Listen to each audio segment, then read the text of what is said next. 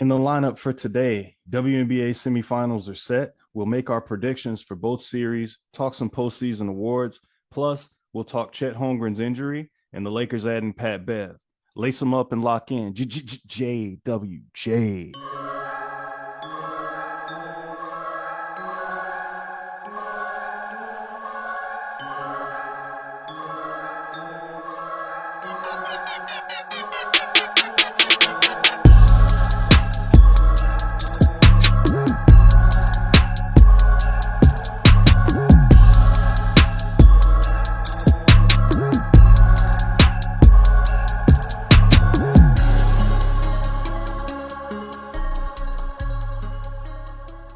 Welcome back in, ladies and gentlemen. It's the JWJ podcast, episode 13.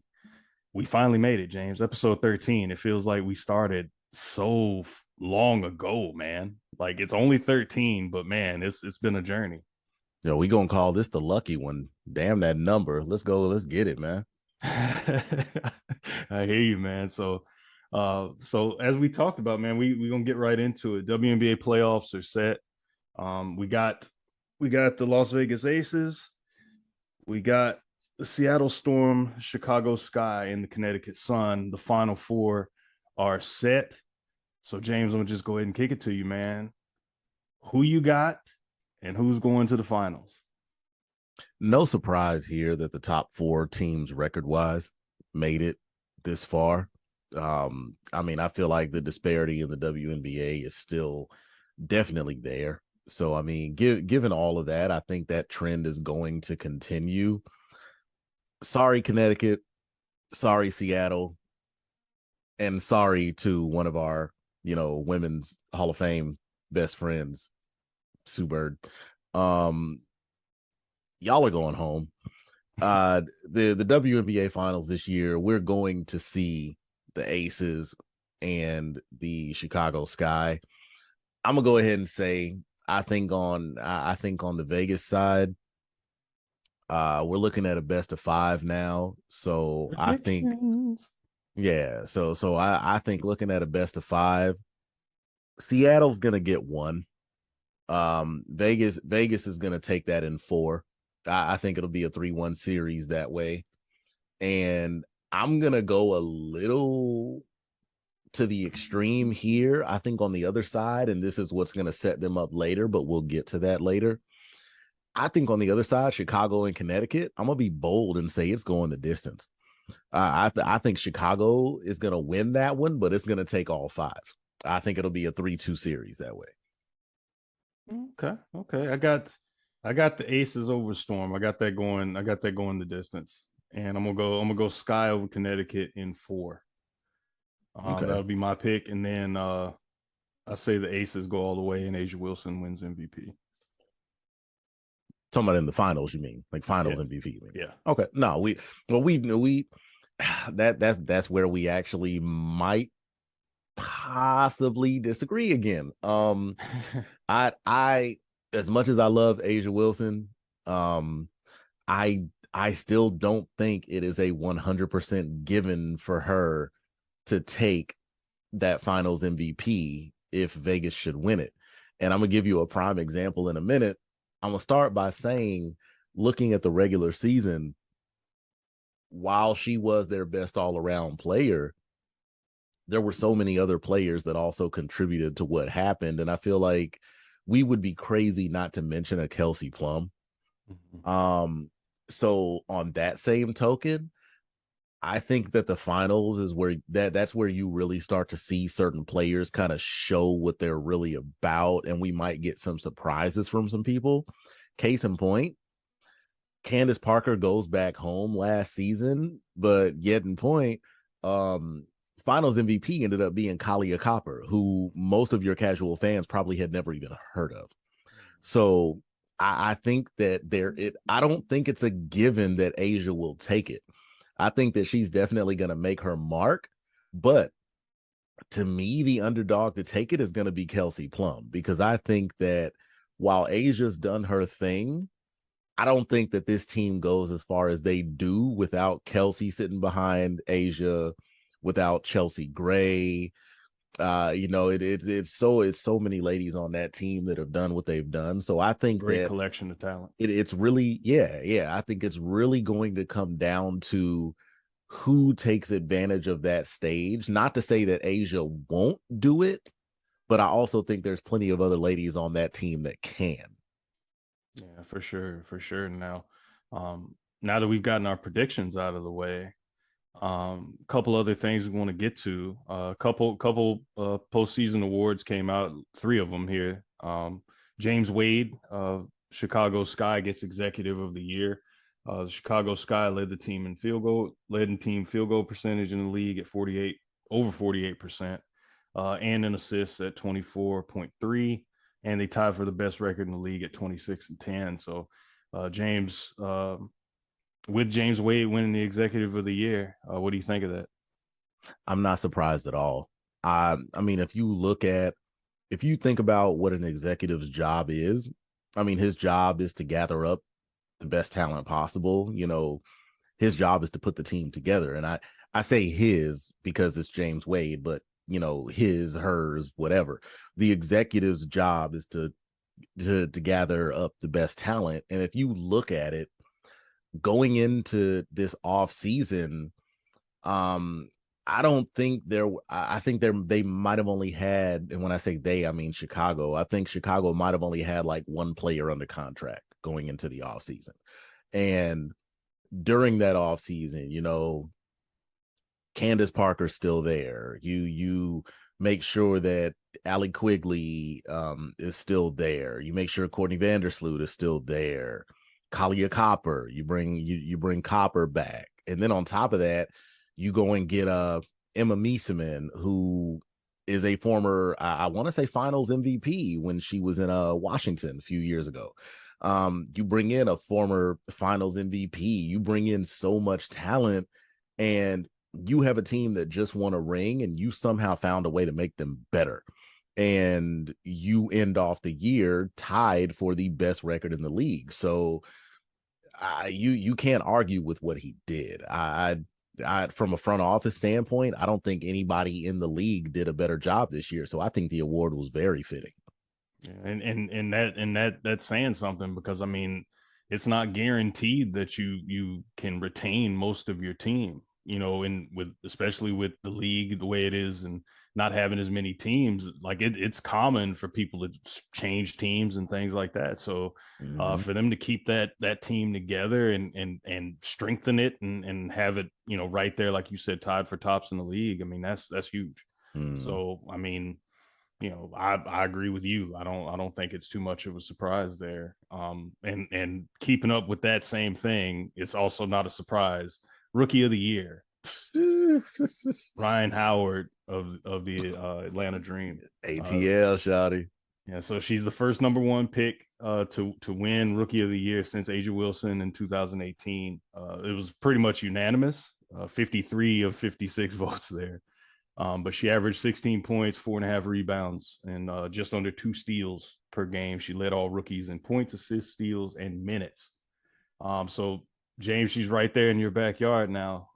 Just talk about Ryan Howard and how great of an impact she made in year one. It's so ironic with this. I'm so torn. I'm happy either way because one, as soon as she came out of the SEC, as soon as she came out of Kentucky, I knew, anybody that paid attention to her in college knew that Ryan Howard was going to make an impact in the WNBA. So if you paid attention, you're not surprised. But on the flip side, it's like, as an Atlanta fan living in the city and just watching the team grow, is as weird as it sounds, the main reason that I'm so excited for this is because she was so awesome and the team still finished outside of the postseason. Only 4 teams in the league don't make it. Yeah. So the fact that they didn't make it, here's the wild thing though. That gets me even more excited because Ryan Howard comes in this most recent draft. A year ago, we get a top 3 pick in Ari McDonald out of Arizona. Mm-hmm. Atlanta's about to have another top pick again. So this team is on the rise, and I think that Ryan taking this award is just the beginning of some tremendous growth that we're going to see in Atlanta moving forward. So I'm excited. I think it's going to be awesome. So does this, just to compare this to the NBA, would you say that the Atlanta Dream are kind of in that same spot as, say, like Cleveland was? Like, say you get LeBron, then you end up with like Kyrie, and then you know what I mean? Like, I have a better one for you. go ahead. Seattle/Oklahoma City. Yep. There you go. There That you go. that's what we're looking at. We're basically looking at, you know, Ari McDonald comes in first. We bring in, Ryan Howard, whoever comes in next year, there's going to be that trifecta. We'll see where it goes, but we're looking at a Durant, Westbrook, Harden type situation, I believe. It's going to be something where they bring in three stars that just happen to get paired together, and the league better be put on. They better be on notice. They better be paying attention, because Atlanta's for real.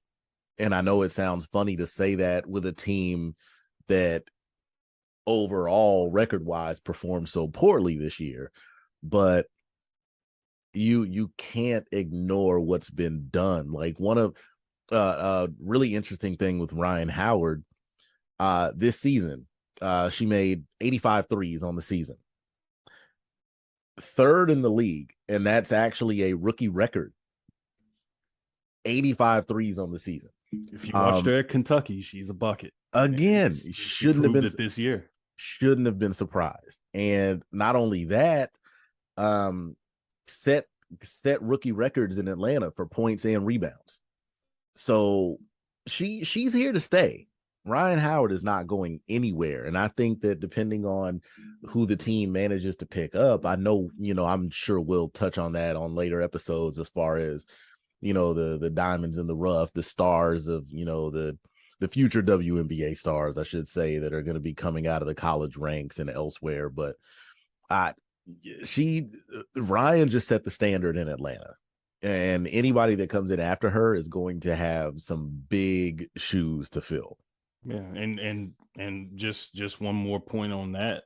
We have, like, she's the second Atlanta rookie to win Rookie of the Year. Angel McCoughtry won in 2009. And I mean, you see the kind of career that Angel had, and how she carried things for the Dream there. So I mean, I think with Ryan Howard, as good as she is, I mean, you could make the argument now. I mean, she's a future MVP of the league. Mm-hmm. If everything continues to go how it goes, and the team starts winning and making the playoffs and doing all those things that get you even more recognition. I mean, she could very well be MVP of the league, sooner rather than later. Oh, yeah, it's just a matter of time. Yeah, it's just a matter of time. I mean, I knew seeing her at Kentucky that she was special. So, but yeah, speaking of special, Becky Hammon, Women's Basketball Hall of Famer, class of 2022. Becky Hammon, the first former player, WNBA history, her first year coaching, and she wins Coach of the Year. 26-10. They won the Commissioner's Cup this year. Like, she literally came from an NBA staff. Nobody in the NBA shout out to Pop hire her as a head coach. They had plenty of openings. She goes to Las Vegas and shows that experience wasn't just some placeholder stuff. She learned from taking over for, what was it? Bill Laimbeer, right? Yeah, taking over for Bill Laimbeer, another Hall of Fame coach. So she steps right in and gets them off to a 9-1 start. And now they're in a position to get to the WNBA finals and possibly win the championship. So, James Becky Hammon, man, the Hall of Famer, doing her thing, showing that she's for real. She would have been one of our best friends too, along with, Sue and Diana. But, she didn't show up. We She thought we had were gonna, business to tend to. yeah, we thought we were gonna see her, in Tennessee. However, she was busy building up this legacy that we're talking about right now. I talked about it before we got on the air, Shane, and I'm gonna have to hit you with it real quick because I have to mention this because it's so interesting to me. I'm gonna hit you with it again, and it's interesting because we've mentioned 2 of the 3 names so far already: Becky Hammon, Angel McCoughtry, Tina Charles. Um, can you think of any possible thing that these 3 ladies would have in common when it comes to the WNBA? And if you can't, this is going to be really, really interesting when I hit you with it, because the only thing I'm going to tell you is this part of this can partially be changed soon, but I'll explain that in a minute. So I'm going to say again: Becky Hammon, Angel McCoughtry, Tina Charles. What do these 3 ladies have in common as far as the WNBA goes right now? Any guesses? I saw this the other. As far as the WNBA, it's strictly WNBA. I saw this the other day, and it blew my mind. It was so. I'm gonna let you ponder on that, and then I'm gonna hit you with it. I've said I thought about it before we started, and I'm still stuck. So just go ahead, man. I'm stumped. Okay, all right. So quickly, I'm gonna just preface it by saying, last year, the league unveiled what they called the W25. Are you familiar with the W25? A little bit. All right. So basically the W25 is the equivalent of, what the NBA has been doing with their, top 50, top 75, whatever. A list that doesn't include Dwight Howard. Yeah, we could do a whole other episode on that, bro. But yeah, so basically the W25 is the first team of that nature that they've put together. They're celebrating their 25th anniversary, so they put together their 25th anniversary team of their top 25 ladies that have graced the court in the WNBA. Now, I don't know if the NBA has anything to this extent, but the WNBA actually has a list of criteria. Now, I'm gonna give you the criteria real quick. In order to be considered a member of the W25, and just meeting this criteria doesn't necessarily get you in, because this criteria actually narrowed it down to 72 ladies, 72 nominees. But in order to even be considered, there's a list of 7 accolades, and each lady had to fit at least 4 of them. So here are the 7. 1, you had to have won some sort of individual playing award. So, of course, we're thinking MVP, Rookie of the Year, Most Improved, something of that nature.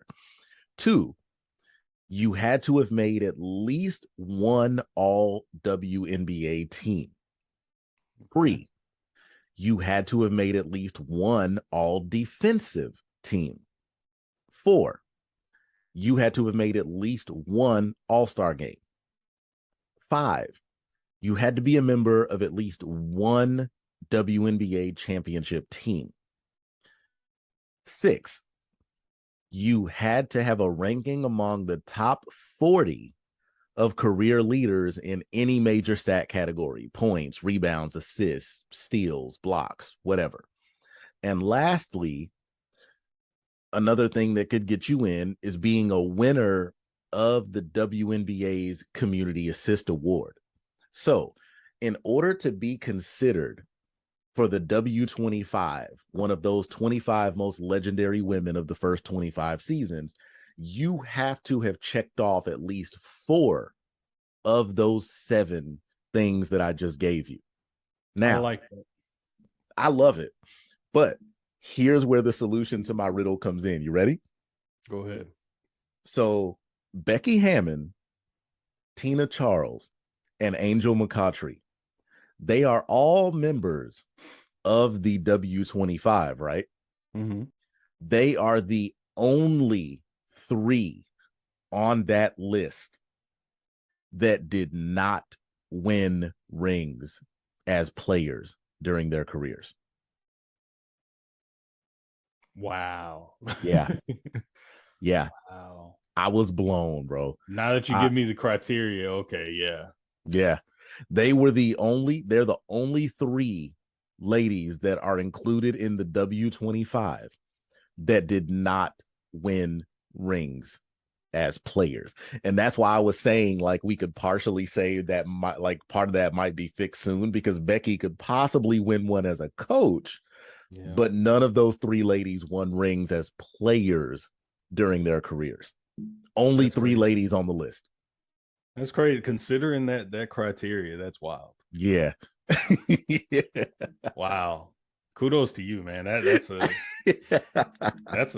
hell of a I was look, find right there. I was gonna hit you with that one on the last episode, but my phone was busted and I had put it in my phone and then it slipped my mind.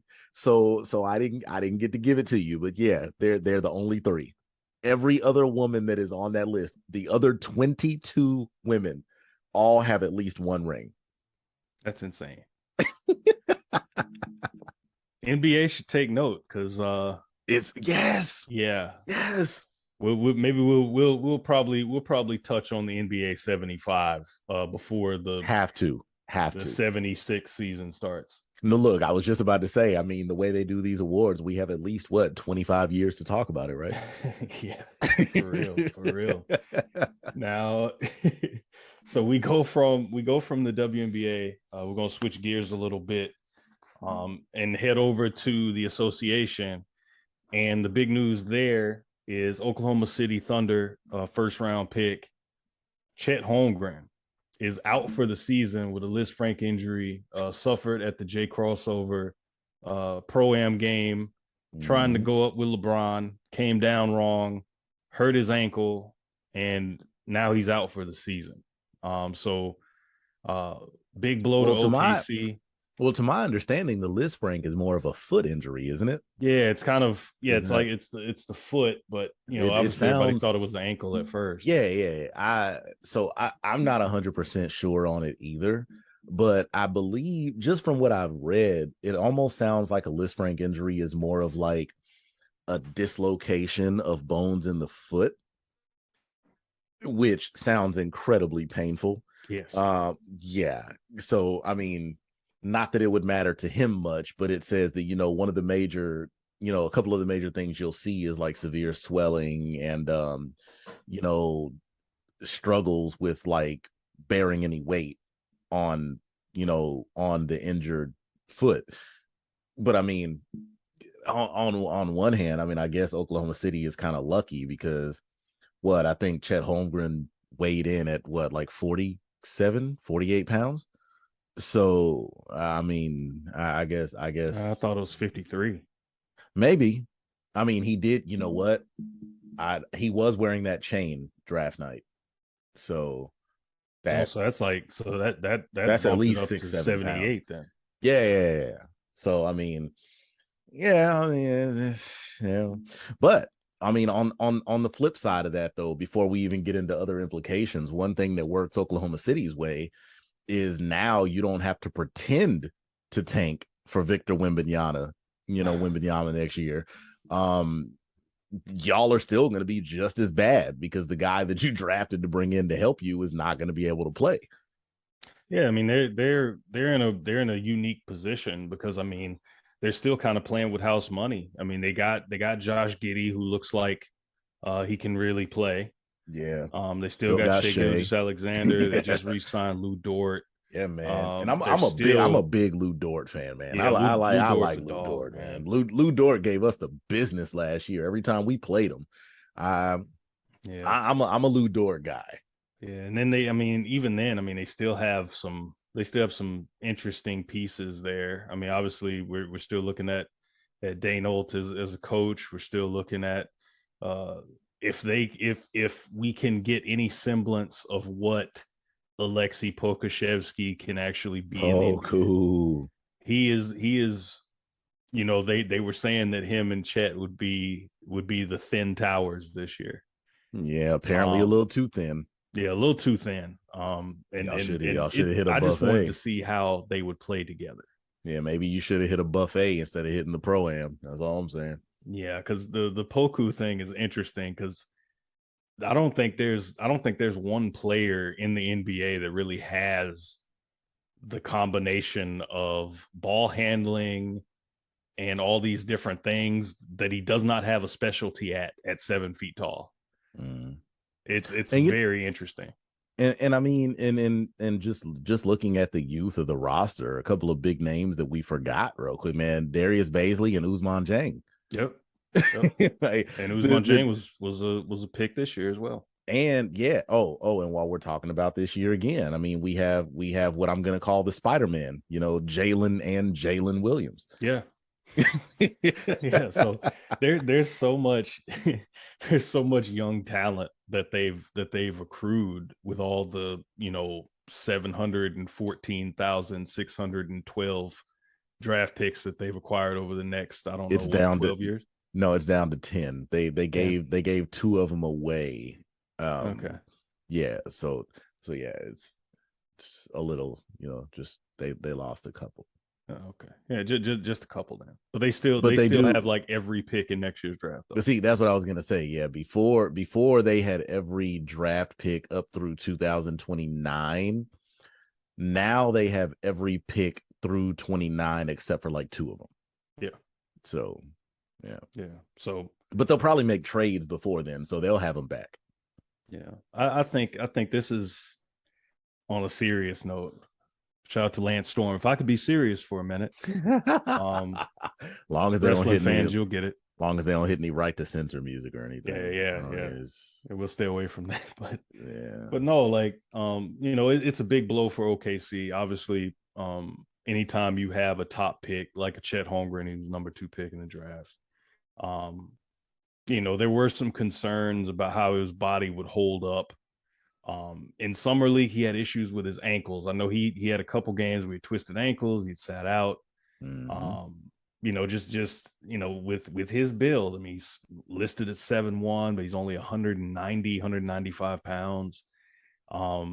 He's got to add weight. He's got to add some strength because, you know, especially as a big guy in the NBA. I mean, yeah, he'll be Nah, playing more on the perimeter, but he's going to have to go up against guys with some weight on him. I mean, he's going to have to deal with the Zion Williamsons and the LeBrons and the Jokic's. I mean, you name it. There's plenty of guys that can throw their body at him and he's going to bounce off. And I mean, we've seen the memes and all that stuff, but it's a serious concern. I mean, he's gotten by every level at his build. But the NBA is a different beast. And I mean, this happened in a pro-am game. Um, and usually, everybody's taking it easy. So anytime you get hurt kind of in a pro-am game, there's some concern there. Sometimes it's just a freak thing. I think that's what this is, but it sucks for OKC because it doesn't stifle or stall their development, but it does kind of press pause on it a little bit because I think you saw kind of the chemistry that he was building with Josh Giddey. You get SGA back in the fold, like there's something brewing there, and I think this year, especially if before the Chet news came, I think OKC was already one of those teams that even though they weren't winning a ton of games, they were always that tough team to play against, and now Chet would have made them even tougher to play against, and them not having him is going to suck for this year, but they're still in a good position. Obviously, next year's draft with Victor Wembanyama, like that's the guy that everybody's gunning for. People are going to be tanking for Victor, so they'll be right there. And say what you want, but they'll be trying to set themselves up for his services as well. So, and then you'll have three guys that you could add to the thin towers, because Wembanyama is a small dude too to be, as huge as he is. I think he's still growing. There's And rumors see, that that dude's like 7'5" already. right. No, but and that to me is a big difference. And that's where we saw possible issues with Chet all along. Is even though Chet is of that build, of course, whenever you see somebody that's built like that, one of the first people you think about is a Kevin Durant. And you have KD who's of that build, he's crafted his game to where that's going to work for him. And I mean, up until a couple of years ago, we had never seen anything severe happen to Kevin Durant. And his was really just a matter of longevity and just wear and tear on his body. But now you have these other guys that are starting to want to play in that mold, and their bodies aren't really ready for it. Like I remember we were talking during the tournament back in March. I want to say it was during the game when Gonzaga played, who was it, Memphis, I believe. And and Chet Was it Chet Memphis or Arkansas? it might have been Arkansas. It was one of those I'm two. not sure. I know they played them back to back, but they either way. I mean, he was every single time Chet ended up anywhere in that paint, he was getting bodied, Yeah. and that was one of the big things we talked about. We're like, if this dude is getting treated like this now, it's gonna be a problem in the NBA because It's a even if you grown man. even if you try to stick to the wing, the guys that are on the wing sticking you are going to be bodybuilders. Like, this is a whole different world. So we were both in agreement right then. It's like this body, and that kind of went into what we talked about during our draft episode that we put together. Yeah. We kind of talked about it then, where you have to be put in the right situation, and that's why we both agreed that he would go to Oklahoma City. It was because that's where he's gonna be able to possibly fit in and be able to kind of stay out of that restricted area, out of the paint. And we're already seeing the problems with that. And it's just funny to me that, granted, it's a freak injury, but it's a freak injury. I don't even want to, I feel weird calling it a freak injury because it happened like going up trying to defend somebody that you were going to see within the next few months anyway. So you caught this quote unquote freak injury going up against a LeBron James when this is somebody that you're going to have to be defending at some point over the next 8-9 months. So if your body wasn't ready for it now, who's to say your body was going to be ready for it in a few months when the guy that you were defending lives in the gym, spends $1 million a year on his body? And this is what you're going to be expected to do once that ball tips off in October. So I don't know. I hate to sound negative, but I we'll just wait and see with Chet. I don't, but if there something's got to give, something other than his feet. Yeah. and that's also something that we see. I mean, when it comes to big men in the NBA, most of the injuries that we see end up being lower extremities. I mean, Yeah. let's look at Yao Ming, Greg Oden. I mean, all of these guys that end up being sidelined by injury and eventually it takes them out of the league, it's all lower body. Yeah. You don't see big men leaving because something happens to their arms or their neck, or it's always lower body. Yeah. I mean, And look at Kristaps Porzingis. That's a good comp mhm, for Chet. I mean, KP was, he had a similar skill set as a guy that operated on the perimeter, could do some banging down low, but he wasn't a big dude. He's added mhm. some weight since coming into the league, but he's not going to be confused with like a Nikola Jokic or anybody else. But Right. he went up. I think he went up to dunk a ball or something like that against Milwaukee, toward the ACL, and I mean he's still kind of coming back from that. And Right. he missed what, like 2 seasons, Right. with that injury at 7'3". And he's just now really starting to come back into his own and look like himself. Played really well in the Eurobasket qualifier the other day. Had 6 blocks. Hmm. That's really nice to see if you've seen KP play over the last few years, like him impacting the game on both sides, man. But one more thing on the Chet thing. I mean, you know, you hear about all these guys playing in pro-ams. LeBron's played in them. DeMar DeRozan, Trey Young, John Collins, DeJounte um, Murray's been huge this DeJounte summer. Murray. Like, Aaron guys have been Gordon. playing in these pro-ams. Hmm. And nobody's been hurt. Chet's the first person that's it's come out that has suffered a serious injury that's going to keep him out for the entire season upcoming. So you have to wonder now if teams, seeing what happened to Chet, it easily could have been LeBron or DeJounte or Trey or any of those guys. It could Hmm. easily have been them. And you have to wonder now if teams are going to, maybe not, they can't really prohibit them, but you have to wonder now if the league is going to definitely put closer eyes on these type of events, just to try and maybe tell guys like, hey, this may not be the best use of your time. Understand, it's a way to grow the game, get fans to come out, see you, that kind of thing during the summer. But at what cost? I mean, you mess around and play in these games. It's basically just a pickup game with refs. You mess around and get hurt, it could cost you the season. It could cost you money. It could hurt the team revenue, especially if you're a star player. Um, it's not much a team can do, but I imagine that they're going to look at that a lot closer moving forward after the Chet injury. I think that, well, to be honest, I feel like a lot of teams are looking at that already. I mean, you think about it. This happened in, the crossover league. Yeah.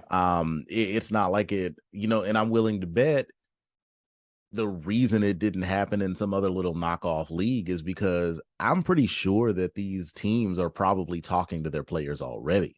Yeah. And they're probably giving them a certain type of clearance as to where they can or cannot play. And a big reason behind that is, like I said, if these guys are gonna have to stay active for the sake of the job.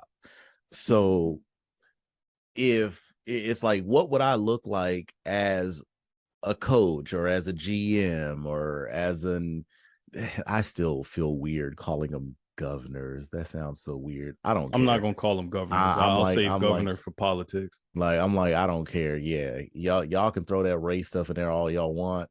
If I buy something, I own it. Yeah. So the team owner, um, saying I own the team doesn't mean I own an individual. So I think that, like, trying to that's a whole other topic. But anyway, um, I think that a lot of them probably already have gone in and kind of laid their claim on where these players should go or shouldn't go, because at the end of the day, these guys, this is how they stay game ready. This is how they stay able to play the game. It's like, Yeah. I can't sit here and tell you that you can't play any sort of pickup ball all summer and then expect you to come into training camp ready to go. It doesn't work. Yeah.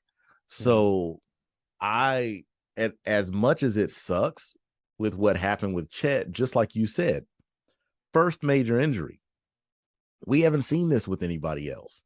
And not to sound negative or not to throw any shade his way, but are we surprised that he's the first one we've seen? I mean, if you look at his build, you look at his body, and you look at, have we seen any of these other guys? Have we seen a Porzingis? Have we seen a Yao Ming, a Greg Oden? Did any of those guys play in any pro-ams? Like, it's not much of a surprise. Yeah. Like, the injury sucks. I'm not trying to downplay that at all. I wish him well.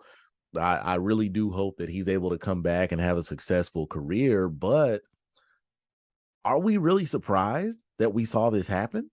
Like it's to me, it's just not a surprise at all. Yeah. So Yeah, I it's just, unfortunate.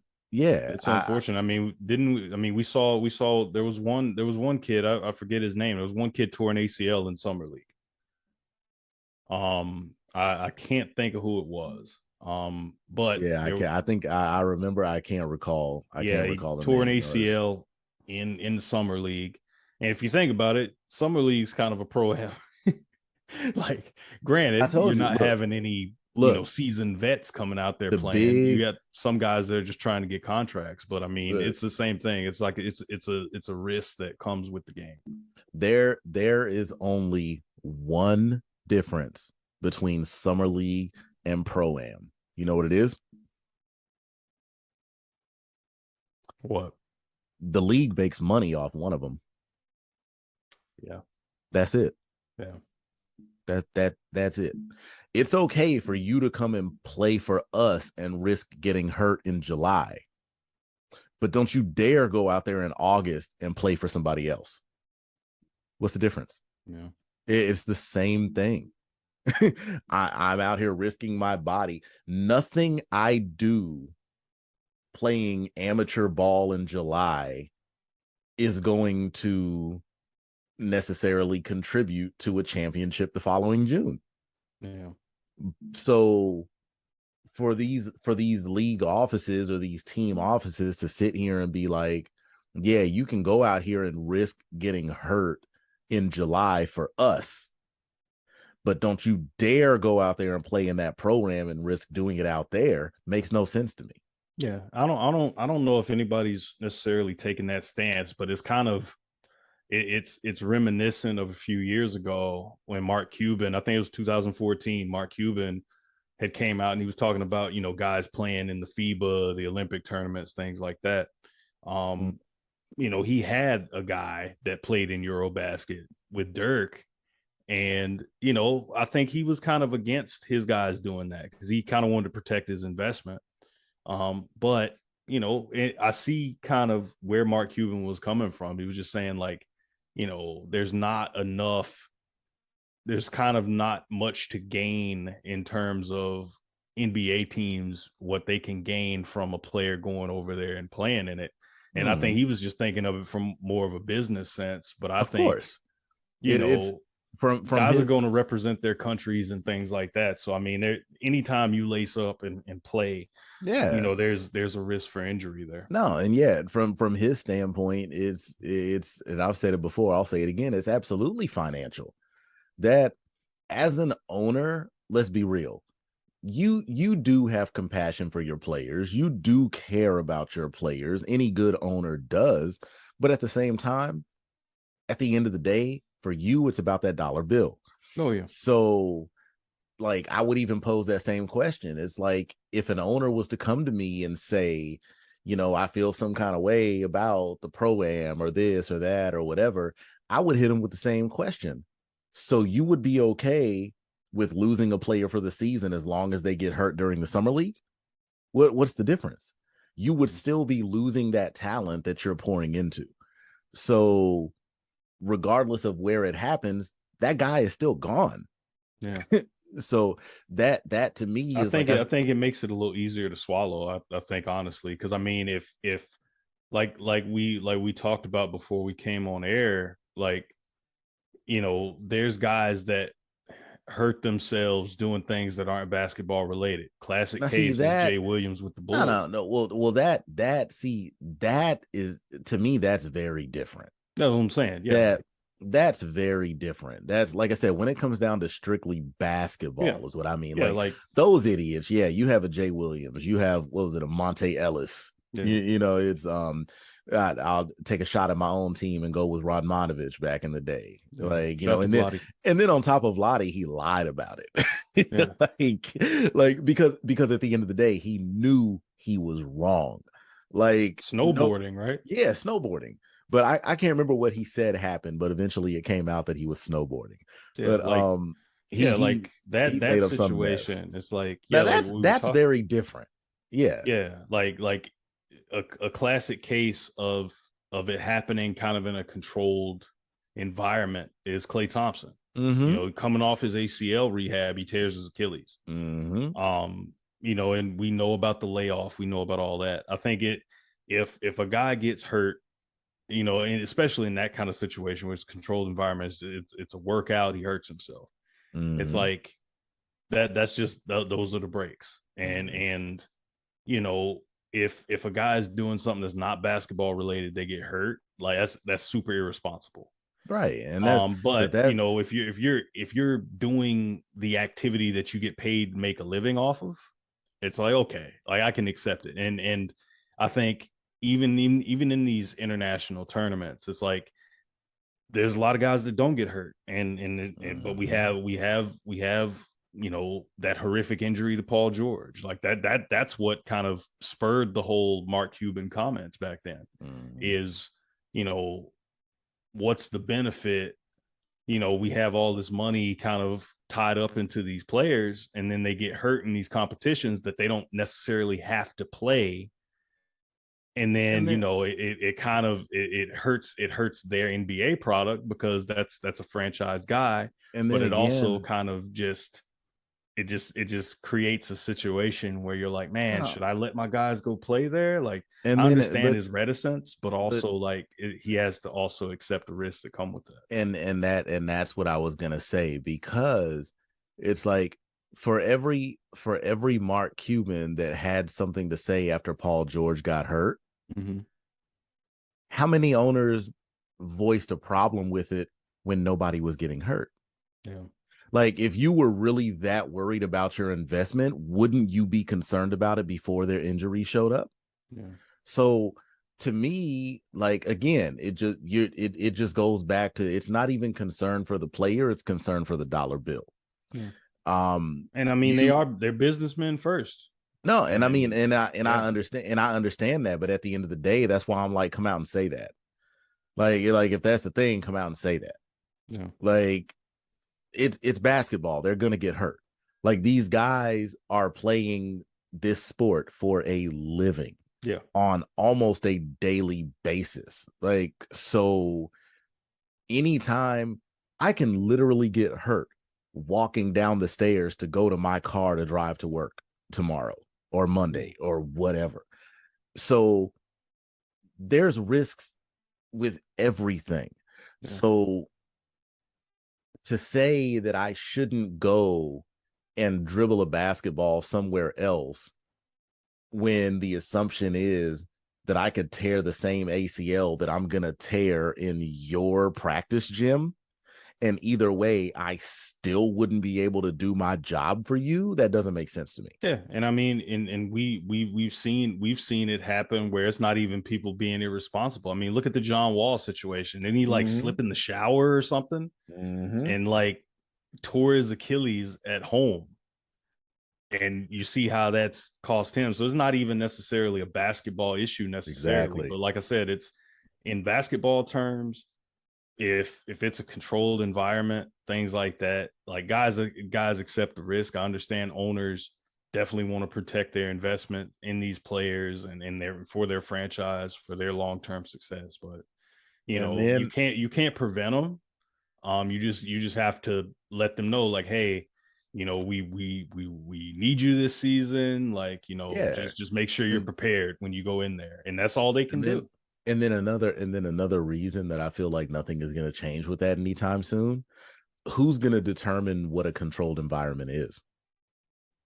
How do you decide, okay, you can play in this pro-am but not this one, or Yeah. not that one?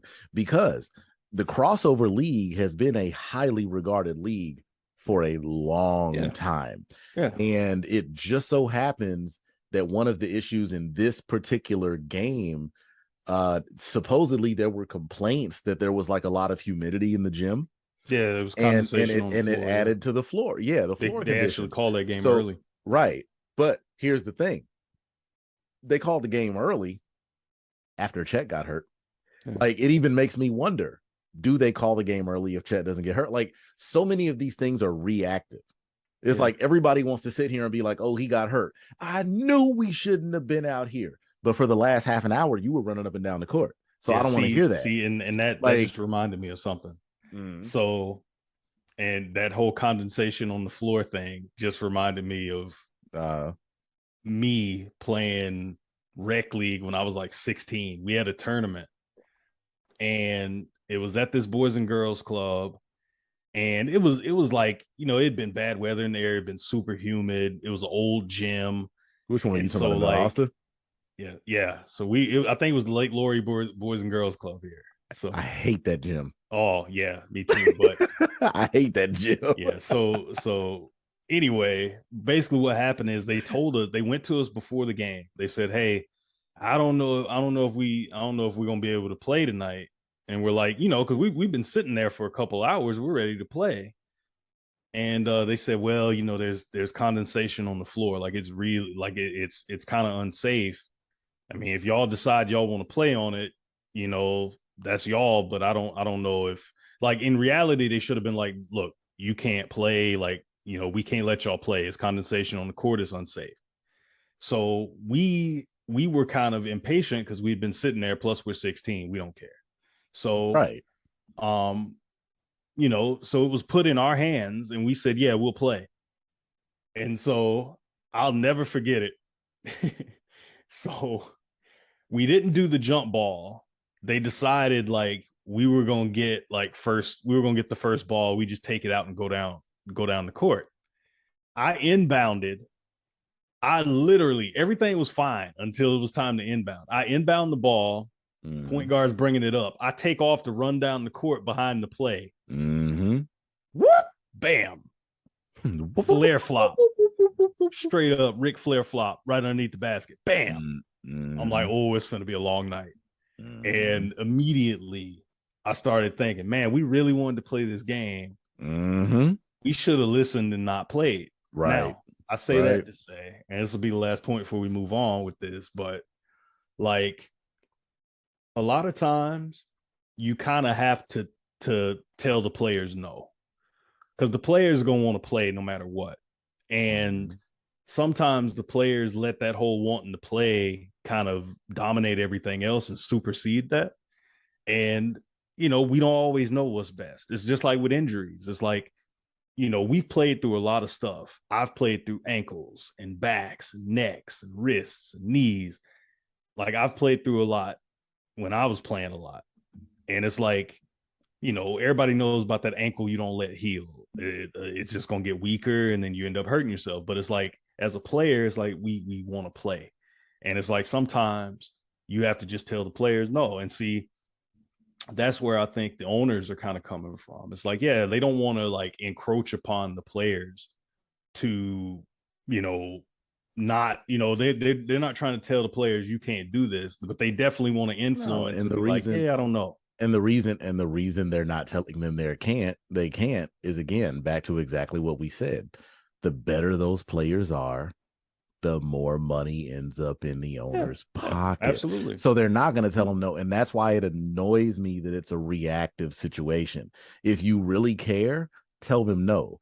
Don't come out after the fact and be like, "Oh, see, this is a problem. This needs to stop." Once your guy gets hurt, it was only a problem on that your guy got hurt. Exactly. So it's like we're not going to like say, for example, like we can stick to Mark Cuban as an example. Like I know that he brought this up after the whole Paul George thing, but let's think about it right now. Like, so we have this issue with Chet Holmgren right now. Raise your hand if you're expecting to hear from Mark Cuban again about this. It wasn't one of his players. It's not important. And Luka's in the Eurobasket right now. Yeah, exactly. Yeah, look, Luka, Jokic, Giannis. Giannis just recently got MRIs for his back, just I think last week. Like, but at the same time, you have representatives of the Milwaukee Bucks that are over there with them, that are trying to regulate stuff. You have Coach Budenholzer over there with them. So Casey Smith for the Mavericks is over there with Luka.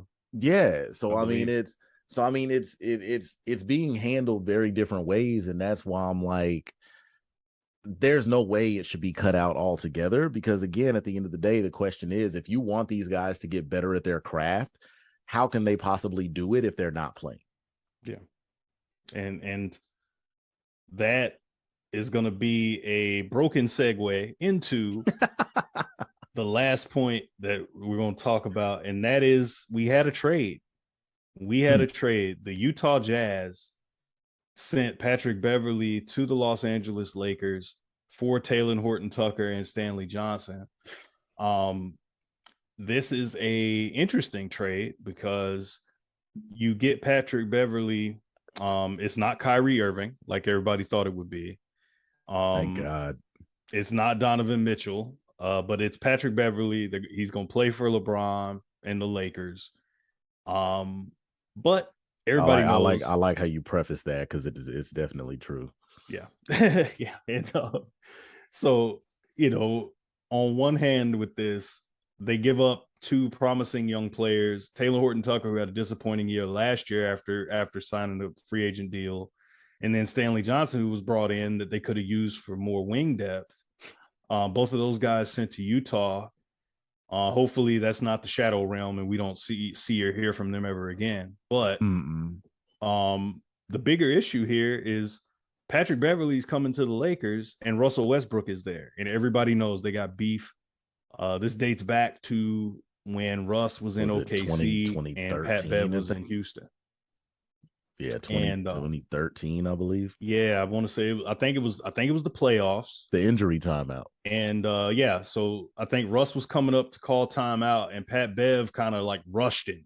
Mm-hmm. I've seen players do this before, but he rushed him and kind of he caught his leg. He ran into he ran into Russ's knee and Russ ends up tearing his knee up. Mm-hmm. And he ends up missing like the next season or something like that. Mm-hmm. And it becomes a beef because I want to say after Russ actually came back and recovered, they were playing against Pat Bev and whoever he was with at the time. Might have still been Houston. And it happened again, except he kind of rushed him, went for his knee again, just to kind of get in his head, and then they had to be separated, things like that. Mm-hmm. So now those guys are teammates. And this is a situation that I got questions, man. I got questions.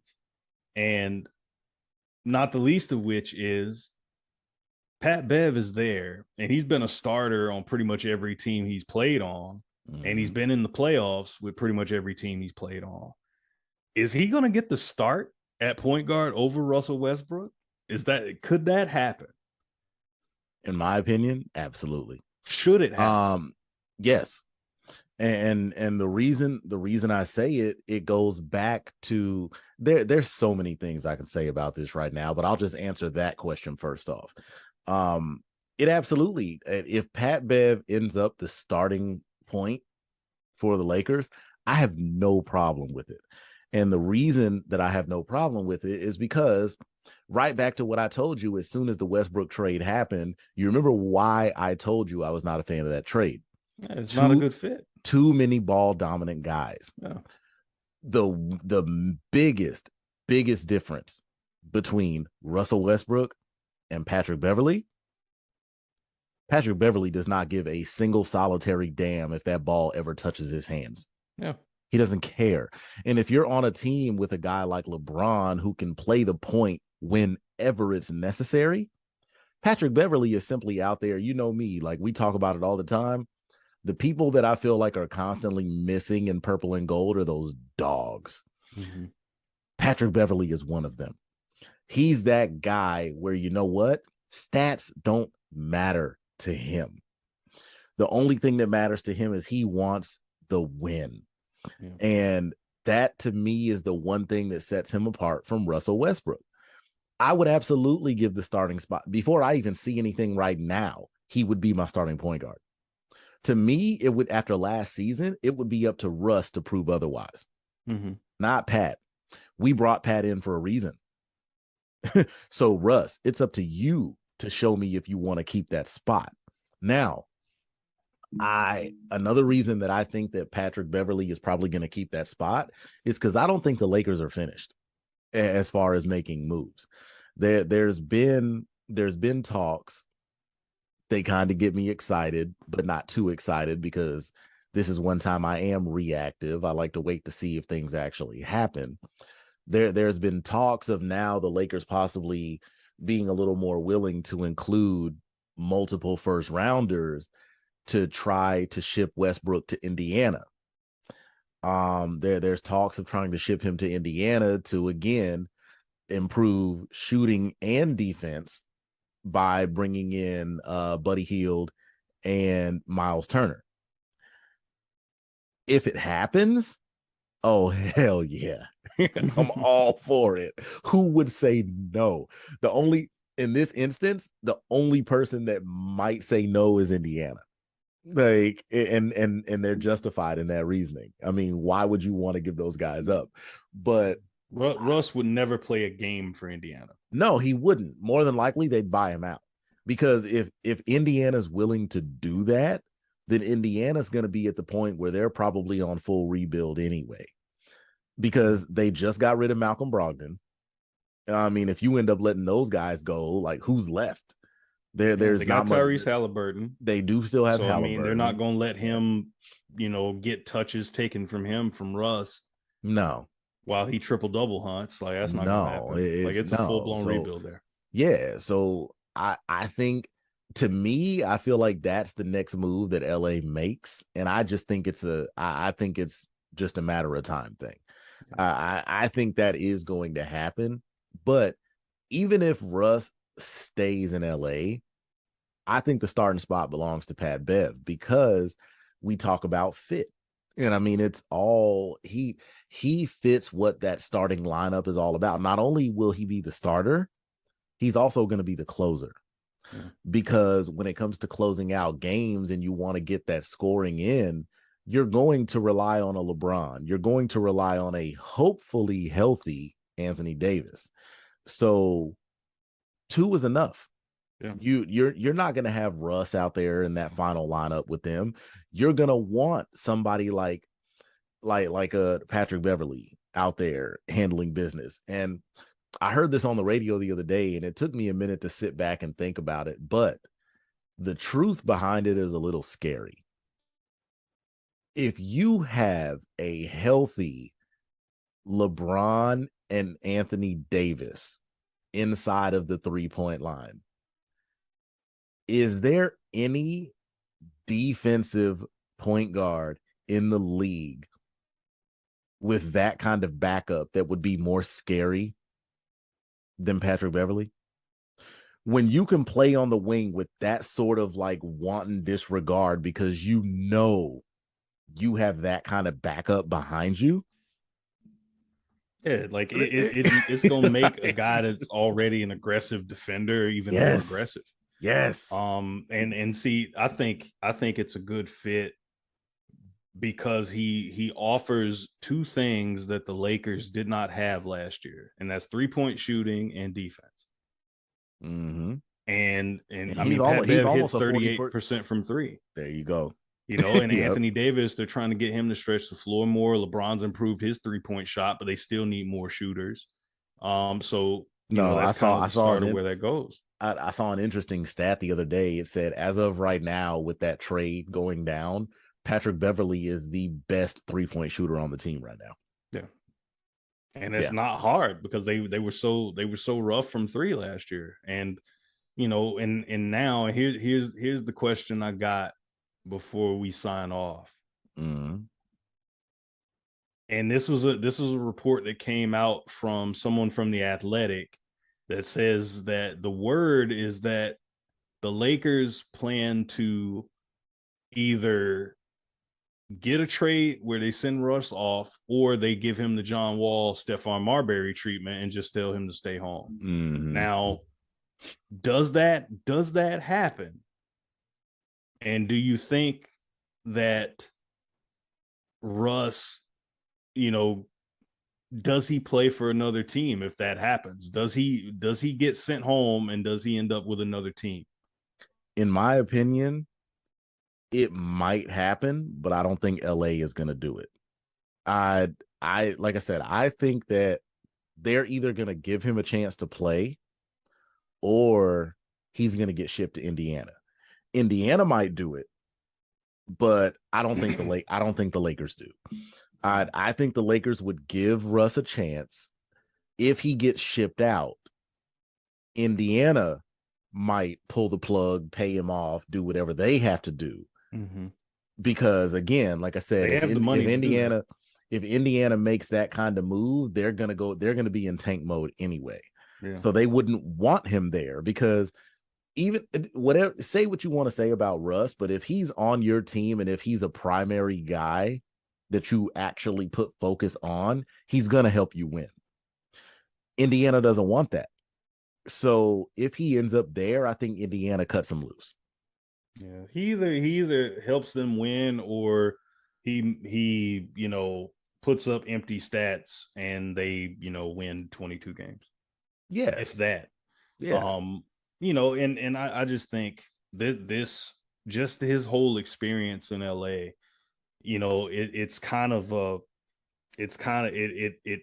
forced a spotlight onto Russell Westbrook, and not in a positive light. It's basically illuminated the things that he struggled with over the last few years, whether it's playing with all-star teammates or not. It's just it's the inefficient shooting, it's the shot selection, it's the lack of defensive intensity, it's the bullishness and the headstrong stubbornness, where he hasn't really added anything to his game. He's never added a consistent 3-point shot.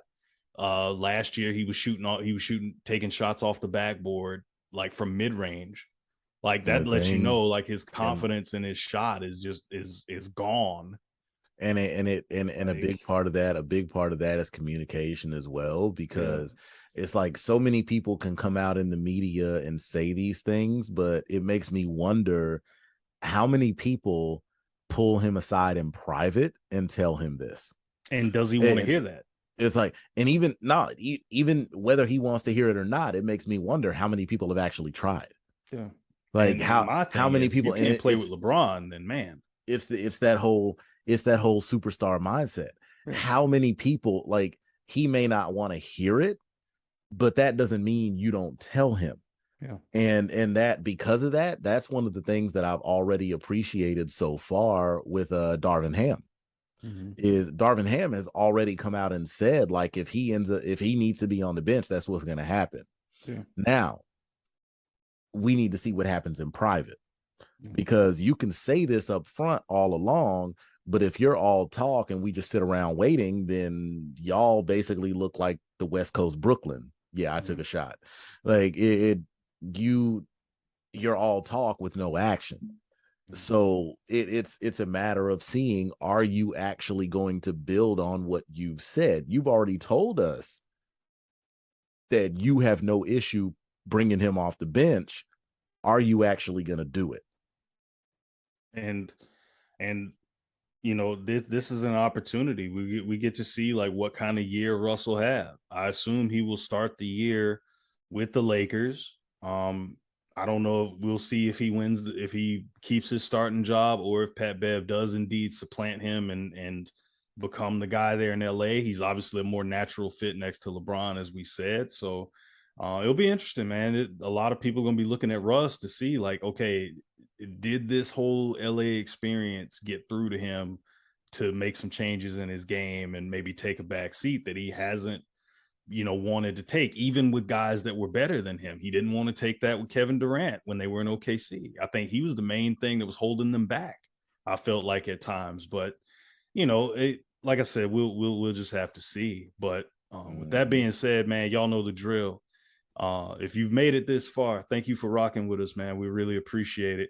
You can find us on YouTube at the JWJ Podcast. All our episodes are uploaded there. You can still listen to us on Anchor and Spotify, wherever you get those podcasts. If you'd like to keep up with us a little bit closer, you can follow us on Twitter, like us on Facebook, and follow us on Instagram at the JWJ Podcast. If you'd like to follow us personally, you can follow me, Shane, at It's a Thomas Thing. That's on Twitter and Instagram. You can also follow James on Twitter and Instagram at Title Towns Mayor. Thank you guys so much for listening. We look forward to breaking down the rest of this crazy off season. Even though we had a little bit of action, but nothing too crazy. We'll get more WNBA with you as well. So with that being said, thank you guys for listening. Thank you for listening to JWJ. Till next time.